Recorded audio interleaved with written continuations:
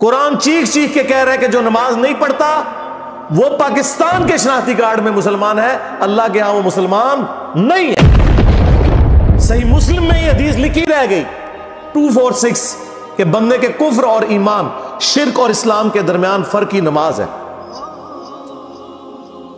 یہ حدیث مسلم میں ہی لکھی رہ گئی کہ ابن مسعود رضی اللہ تعالیٰ عنہ کہتے ہیں کہ جماعت کے ساتھ نماز پڑھنا یہ سنت خدا ہے، یہ تمہارے نبی کی وہ سنت ہے جو اللہ نے انہیں عطا کی، اگر اسے چھوڑ دو گے تو برباد ہو جاؤ گے۔ رسول اللہ کے زمانے میں اگر کوئی بیمار بھی ہوتا اور 2 بندوں کے سہارے مسجد میں آ کے نماز پڑھ سکتا تو اس کی کوشش ہوتی کہ میں مسجد میں جماعت سے نماز پڑھوں، کہیں مجھے منافق نہ شمار کر لیا جائے۔ جماعت چھوڑنے پر رسول اللہ کے زمانے میں سمجھا جاتا تھا صلی اللہ علیہ وآلہ وسلم کہ بندہ منافق ہے۔ صحابہ کرام کو، اہل بیت کو کب معلوم تھا کہ ایسی امت بھی آنے والی ہے جو آپ سے بڑا عاشق رسول ہونے کا دعویٰ کرے گی اور نماز ایک نہیں پڑھے گی؟ تو وہ کہتے یار یہ تو بڑا آسان اسلام ہے۔ تو یہ حدیثیں تو مسلم شریف میں لکھی رہ گئی، پریکٹیکلی کس نے عمل کیا اس کے اوپر؟ یہ حدیث ترمذی میں لکھی رہ گئی کہ ہمارا اور منافقین کا عہد نماز کی بنیاد پہ ہے، جس نے نماز چھوڑی اس نے کفر کیا۔ یہ صحابہ کرام علیہ رضوان کا فتویٰ ترمذی میں ہی رہ گیا۔ عبداللہ بن شقیق تابعی کہتے ہیں کہ صحابہ کرام علیہ رضوان تارک الصلاح کے سوا کسی کی تکفیر نہیں کرتے تھے، صرف بے نمازی کو وہ کافر سمجھتے تھے، باقیوں کو وہ تمام غلطیوں کے باوجود مسلمان تصور کرتے تھے۔ اندازہ کریں، یہ ترمذی میں لکھا رہ گیا جناب۔ ہاں، ہم جب چیخ چیخ کے یہ باتیں بیان کرتے ہیں، لوگ کہتے ہیں یار یہ کس قسم کی باتیں کر رہے ہیں، یہ کہاں پہ لکھی ہوئی ہے؟ سرکار کتابوں میں لکھی ہوئی ہے۔ یہی تو ہم آپ سے کہہ رہے ہیں کہ مرنے سے پہلے اے مسلمان کر لے اس پہ غور، کتابوں کا خدا اور ہے، بابوں کا خدا اور۔ یہ حدیث ابو داؤد میں ہی لکھی رہ گئی کہ بچہ جب 7 سال کا ہو جائے تو اسے نماز کا حکم دو،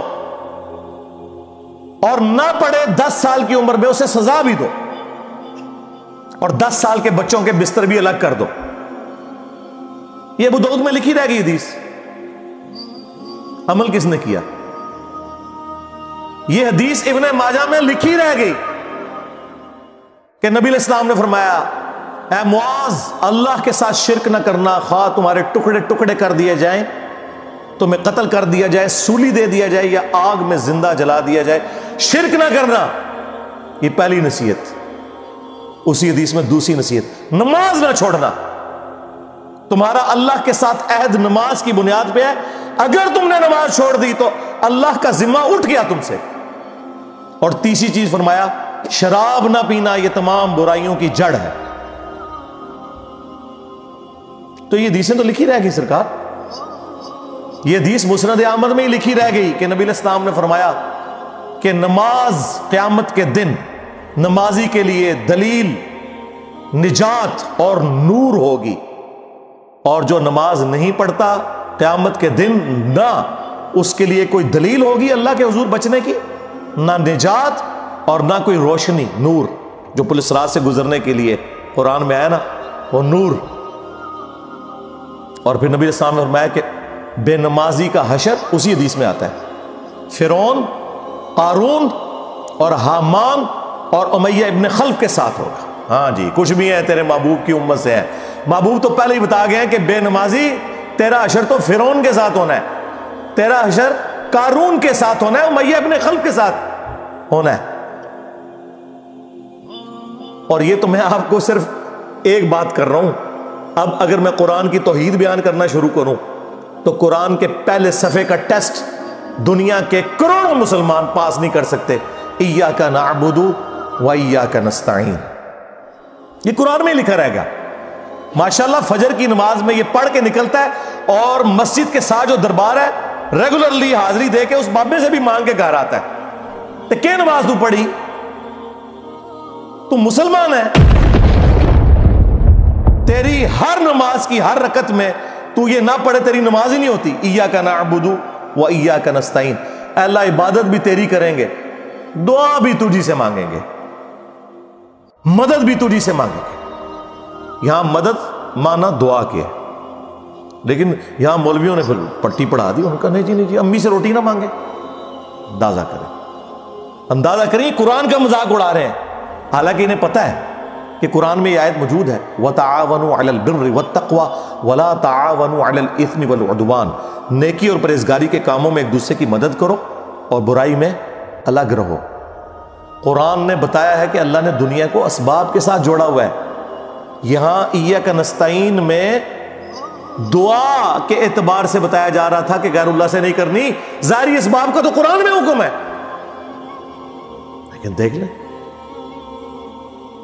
اور پھر جس شان سے اللہ تعالیٰ نے سورۃ النمل میں ذکر کیا، حیران کن بات آپ کو بتاؤں، اہل تشیع کے ہاں صبح و شام کی دعاؤں میں، سنت اذکار میں سورۃ النمل کی آیت نمبر 62 پڑھی جاتی ہے. ترجمہ نہیں کا بھی کسی نے پڑھا، اور ہمارے جن اسٹوڈنٹس نے پڑھا جو شیعہ مکتب سے تعلق رکھتے تھے، کیونکہ میں نے اس آیت کو اتنی دفعہ کوٹ کیا، انہوں نے کہا ہم تو یہ صبح شام پڑھتے ہیں، ترجمہ پڑھا تو انہوں نے کہا یار یہ آیت پڑھ کے بھی سب سے زیادہ شرک ہم کر رہے تھے، کیونکہ اس آیت کے اندر کیا لکھا ہے؟ اَمَّن يُجِيبُ الْمُضْطَرَّ إِذَا دَعَا، بھلا بتاؤ کون ہے جو تکلیف میں گھرے ہوئے شخص کی فریاد کو سنتا ہے، وَيَكْشِفُ السُّوءَ، اور اس سے اس کی برائی کو، تکلیف کو دور کر دیتا ہے، وَيَجْعَلُكُمْ خُلَفَاءَ الْأَرْضِ، اور تمہیں اگلوں کا خلیفہ کرتا ہے زمین پر، تمہارے ماں باپ کے مرنے کے بعد تم، تمہارے مرنے کے بعد تمہاری اولاد کو. اِلَٰهٌ مَّعَ اللَّهِ، کیا اللہ کے ساتھ کوئی اور معبود بھی ہے؟ قَلِيلًا مَّا تَذَكَّرُونَ، لیکن بہت کم ہی تم نصیحت حاصل کرتے ہو. بالکل صدق اللہ العظیم، بہت کم لوگوں نے نصیحت حاصل کی. اس آیت میں کلیئر کٹ لکھا ہے کہ جو اللہ کے سوا کسی اور سے دعا کرتا ہے گویا وہ اسے خدا بنائے ہوئے ہے. یا علی مدد کا مطلب سادہ نہیں ہے، اس کا مطلب ہے کہ آپ نے مولا علی کو اللہ کے مقابلے پر خدا تصور کر دیا. نہیں جی ہم تو انہیں اللہ کا بندہ مانتے ہیں. نہیں جناب، قرآن تو یہ کہتا ہے کہ اللہ کا بندہ مان کے یا بغیر بندہ مان کے. جب تمہارا یہ عقیدہ ہے کہ اللہ کے سوا کوئی تمہاری تکلیف دور کر سکتا ہے، جی پیچھے اللہ ہی ہے، اچھا اللہ پیچھے رکھ رہے ہیں. یہ دیکھیں حدیث میں لکھا ہوا ہے نماز کا طریقہ. اور نہیں جی ہمارے امام صاحب نے بھی تو وہی کچھ بتایا نا، پیچھے تھے اتنے بھی نبی علیہ السلام نے. نبی علیہ السلام پیچھے رکھنے کے لیے، میرے نبی صاحب ہے ہی کوئی نہیں، تیرے بابے تھے شاہ ہی کوئی نہیں. اللہ پیچھے، رسول پیچھے، آگے تمہارے بابے. عزتیں اویل کی ہیں تم نے اللہ اور اس کے رسول کے نام کے اوپر، چندے کھائے ہیں تم نے رسول اللہ کے نام کے اوپر صلی اللہ علیہ وآلہ وسلم. سواریاں سوار کی ہیں تم نے مکے اور مدینے کے نام کے اوپر، اور غداری کی ہے اپنے دین کے ساتھ. ممبروں پہ چڑھ کے کہتے ہو قرآن و حدیث ڈائریکٹ نہ پڑھنا، گمراہ ہو جاؤ گے.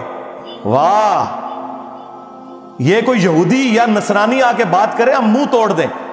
جس طرح آج آگ لگانے کے اوپر قرآن کو ہمیں کتنا غصہ چڑھا ہوا ہے. تیرا مفتی ہر جمعے کو کھڑا ہو کے کہ قرآن اور بخاری ڈائریکٹ نہ پڑھنا، گمراہ ہو جاؤ گے. آگ تو یہ لگا رہا ہے، وہ آگ تو ایک دن تھی، اس سے کوئی فرق نہیں پڑا. قرآن کے ملینز آف کاپیز دنیا میں موجود ہیں، ملینز آف حافظ قرآن ہے. قرآن کو کوئی آگ نہیں لگا سکتا، دنیا سے ختم نہیں کر سکتا. اصل جو چور چھپا ہوا ہے وہ تیرے اندر چھپا ہوا ہے. جو یہ علماء ہیں، شیاطین، جنات اور انسانوں میں سے شیاطین، جو تمہیں یہ کہہ رہے ہیں قرآن حدیث ڈائریکٹ نہ پڑھنا، گمراہ ہو جاؤ گے. اور تم کہتے ہو مفتی صاحب نے فرما دیا. سبحان اللہ. دنیا میں اگر کوئی مفتی صاحب لمبی داڑھی اور پگڑی اور ہاتھ میں تسبیح کے ساتھ آپ کو کوئی 2 نمبر چیز دے دیں، آپ ایک استری خریدنے کے لیے جائیں اپنے کپڑے کرنے کے لیے، اور اس پہ جعلی مور لگا کے وہ بندہ آپ کو وہ استری دے دے، اور آپ کو بعد میں پتہ چل جائے اس نے دھوکہ کیا ہے، تو آپ کیا کہیں گے؟ مفتی صاحب نے فرما دیا استری شریف. آپ غصے میں بھرے ہوئے جائیں گے اور کہیں گے کہ تو داڑھی رکھ کے بےایمانیاں کر رہا ہے، کہیں گے نا. تو یہ داڑھی والے جو مولوی ممبروں پہ چڑھے ہوئے جھوٹ سکھا رہے ہیں آپ کو، ان کو کبھی آپ نے کہا نہیں. آپ فرق دیکھ لیں، جہاں آپ کی دنیا کا نقصان ہوتا ہے نا، نہ آپ کو مفتی کی داڑھی نظر آتی ہے، ہو سکتا ہے آپ جا کے آگ لگا دیں اس کی داڑھی کوئی، لیکن جہاں آپ کا دین کا نقصان ہو رہا ہے آپ کہتے ہیں مفتی صاحب نے فرما دیا. وہاں لاکھ چیختے رہے کہ یار یہ مفتی صاحب آپ کو اپنے بابوں کا دین بتا رہے ہیں، کتابوں میں دین کچھ اور لکھا ہوا ہے، ٹس سے مس نہیں ہوتے. تو یہ قرآن کی توحید کا ٹیسٹ نہیں تھے پاس کر رہے. ایک جاہل سے جاہل مسلمان کو بھی یہ بات سمجھ آنی چاہیے کہ بارش کون برساتا ہے؟ اللہ. ڈیوٹی کس کی ہے؟ فرشتوں کی. کیا ہم بارش فرشتوں سے مانگیں گے یا اللہ سے؟ تو بات ختم ہوگی. جو ڈیوٹیاں لائی ہیں جی بابیاں دیاں، وہ چھڑ دے، وہ ڈیوٹیاں لائی ہیں. کدھر مر گئے وہ بابے کہ آج ہزاروں ایکڑ کے اوپر یوٹیوب کی جو ہارڈ ڈسک رکھی ہوئی ہے ان کے اوپر رسول اللہ کے خلاف گستاخانہ ویڈیوز رکھی ہوئی ہیں. بابا کدھر مر گئے؟ نگاہ مار کے کیوں نہیں ڈیلیٹ کرواتے؟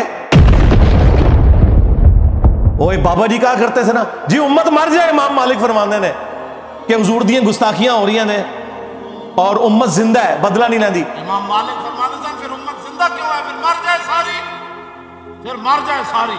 پوری عالم اسلام اس وقت یا تو مر جائے، یا تو مر جائے سارا عالم اسلام، یا پھر حضور کی عزت پر پہ رہ جائے. بس دو باتوں میں سے ایک بات ہے.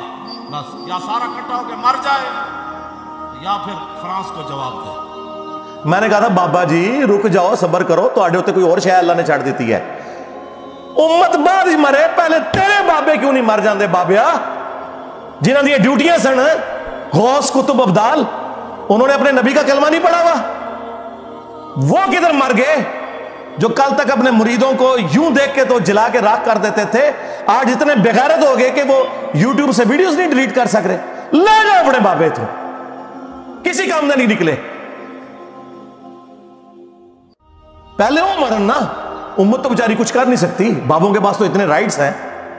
وہ بابا لبو جی ڈیوٹی ہے اتنے جتنے ہارڈ ڈسک پہ ہیں نے، اتنے جس گوشت کی ڈیوٹی ہے انہوں لبو اتنا، اس سے میں 295 سیل آواں گا. امت مر جائے، تیرے بابے نہ مر جائے، امت مر جائے. امت نو تو تسی مس گائیڈ کیتا ہے، شرک میں ڈبو دیا.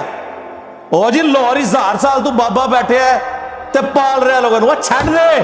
آج چندے بند کر دینا گورنمنٹ، کتے پھرن گے دربارہ ہوتے تواڈے، صفائی کرنے والا کوئی نہیں ہوگا. بند کراؤ آج چندے، بابا پال رہے تواڈے چندے تے پلدے نے تے تسی کہتے بابا پال رہے. شرم کی کوئی انتہا ہوتی ہے. یہ لوگ بات کرتے ہیں کہ قرآن جل گیا تو پورے ملک کے اندر ہنگامے کھڑے کیے ہوئے. قرآن تم لوگوں نے جلایا ہے شرک پھیلا کے. ویسے تو کہتے ہو ہم سنی ہیں. سنی وہ ہوگا جو بخاری مسلم کے طریقے کے مطابق جو رسول اللہ کے احادیث نقل ہوئی ہیں صلی اللہ علیہ وآلہ وسلم، رکوع میں جاتے وقت اور رکوع سے اٹھتے وقت رفع الیدین کرے گا. یا سنی وہ ہوگا جو اپنی پبلک کو یہ جھوٹ مشہور کرے گا کہ جی بغلے بت رکھ کے آندے سن تاں رفع الیدین ہوتا سی. واہ واہ. جس شخصیت کے ساتھیوں میں سیدنا عمر، سیدنا حمزہ، سیدنا علی جیسے دلیر اور اللہ کے شیر ہوں، اتنے لوگ بت رکھ کے تے حضور دے پیچھے آگے لوندے سر. اب گل کرنے لی کرو کوئی، سب کچھ جھوٹ نکلیا تھوڑا. قرآن کو آگ لگ گئی کہ تسی لائیے قرآن کو آگ. آپ لوگ دشمن ہیں اسلام کے. اس سے بڑی کیا دشمنی ہوگی جو لوگوں کو کہتا ہے قرآن و سنت جوڑو، اس کو کہتے ہیں جی یہ لوگوں کو گمراہ کر رہا ہے، ہمارے بزرگوں سے ہٹا رہا ہے. جی بالکل اعلانیہ میں کہتا ہوں کہ میں آپ کے بزرگوں سے آپ کی پبلک کو ہٹا رہا ہوں، اس لیے نہیں کہ اپنے ساتھ جوڑوں، کیونکہ نہ تو میری کوئی چندہ بک، نہ میرا کوئی مدرسہ، ہاں نہ میری کوئی مسجد. چندے آپ کو دیں، نمازیں آپ کے پیچھے پڑھیں. ہم توڑ رہے اس لیے نہیں ہے، آپ کے بزرگ ویسے اسی لیے توڑتے تھے کہ کسی سے توڑ کے اپنے ساتھ جوڑیں. اصل میں نا انہوں نے یہی جرم کیا، یہ سمجھتے ہیں دوسرے بھی یہی کچھ کرتے ہیں. بندہ خود چور ہے نا دوسرے کو ہی سمجھتا ہے. یہ آپ صحیح کہہ رہے ہیں، یہ ایسے ہی ہوتا رہا. لیکن آج جو شخص آپ پہ اللہ تعالیٰ نے مسلط کیا ہے نا، یہ شخص آپ کے بزرگوں سے توڑ کے اپنے ساتھ نہیں جوڑ رہا، یہ اس کے ساتھ جوڑ رہا ہے جس کی قبر مدینے میں صلی اللہ علیہ وآلہ وسلم.